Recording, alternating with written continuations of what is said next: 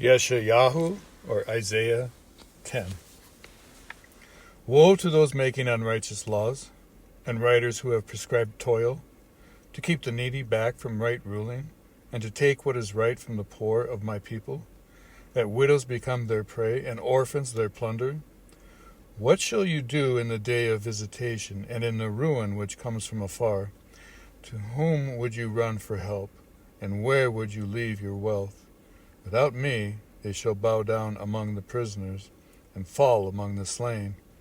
With all this his displeasure has not turned back, and his hand is still stretched out. Woe to Asher, the rod of my displeasure, and the staff in whose hand is my displeasure. Against a defiled nation I send him, and against the people of my wrath I command him to seize the spoil, to take the prey, and to tread them down like the mud of the streets.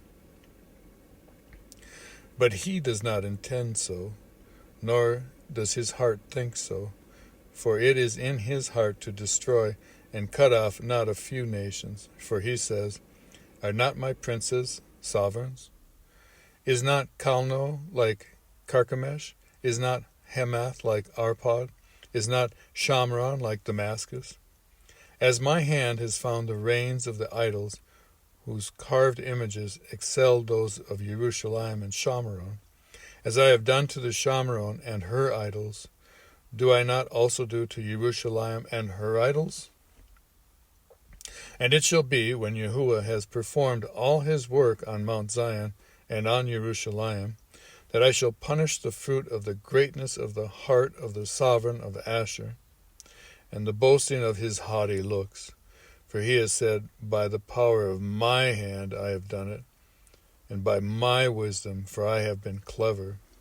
And I removed the boundaries of the people, and have robbed their treasuries.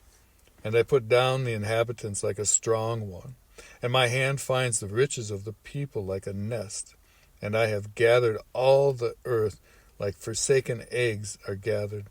And there was no one who moved his wing, nor opened his mouth with even a peep. Would the axe boast itself over him who chops with it? Or the saw exalt himself over he who saws with it? As a rod waving those who lift it up? As a staff lifting up that which is not wood? Therefore the Master Yahuah Sabaoth sends leanness among his fat ones, and under his esteem he kindles a burning like the burning of a fire, and the light of Yisrael shall be for a fire, and his set-apart one for a flame, and it shall burn and devour his weeds and his thorn bushes in one day, and consume the esteem of his forest and of his fertile field, both life and flesh, and they shall be as when a sick man wastes away. And the remaining trees of his forest shall be so few in number that a child can count them or records them. And in that day it shall be that the remnant of Israel and those who have escaped of the house of Jacob never again lean upon him who defeated them, but shall lean upon Yahuah, the set-apart one of Israel, in truth. A remnant shall return, the remnant of Jacob, to the mighty owl. For through your people, O Yisrael, be as the sand of the sea, yet a remnant of them shall return, a decisive end, overflowing with righteousness.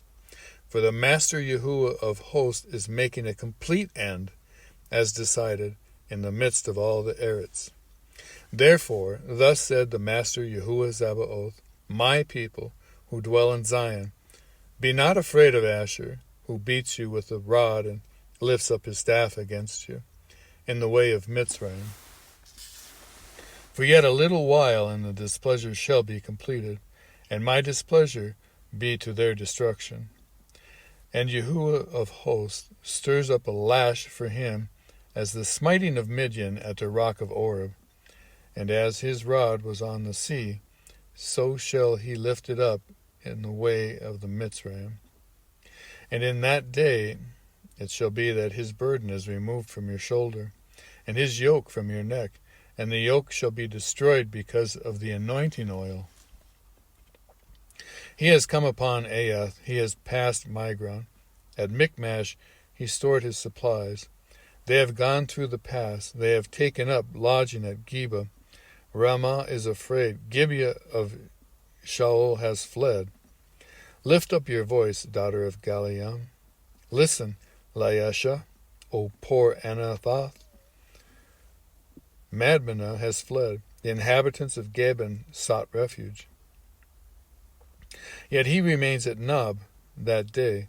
He shakes his fist at the mountain of the daughter of Zion, the hill of Jerusalem. Look, the Master Yahuah Zabaoth is lopping off a branch with an awesome crash. And the tall ones are cut down, and the lofty ones are laid low. And he shall cut down the thickets of the forest with iron, and Lebanon shall fall as a mighty one.